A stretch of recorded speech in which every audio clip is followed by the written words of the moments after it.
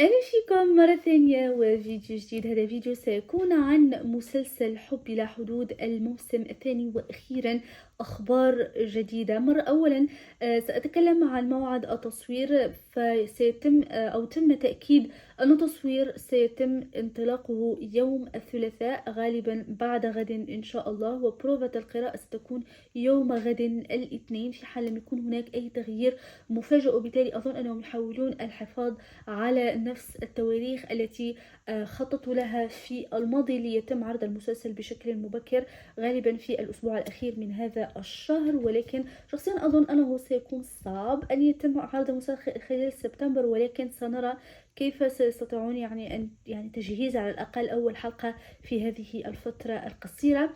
يقال أيضا أن بوستر المسلسل للموسم الثاني، البوستر الجديد سيتم إصداره هذا الأسبوع، وهذا شيء عادي لأنهم سيبدأ يعني العمل رسميا على المسلسل ابتداء من يوم غد، فغالبا سيبدأون بتصوير بوستر المسلسل وغالبا سيتم إصداره كما قلت خلال هذا الأسبوع. بالنسبة للانضمامات، تم الإعلان عن انضمام مجموعة من الممثلين كما ترون، وآخرهم كان كوراي شاهين باش الذي كان ثالث انضمام للموسم الثاني من مسلسل حب بلا حدود.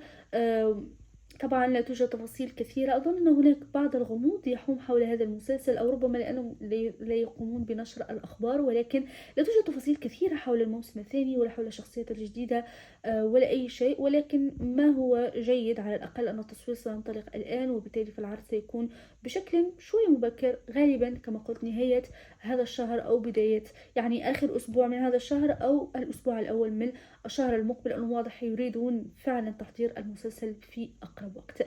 باختصار كان هذا جديد مسلسل حب بلا حدود. كما قلت مرة أخرى لا يوجد معلومات كثيرة، هذا فقط ما تم نشره مؤخرا.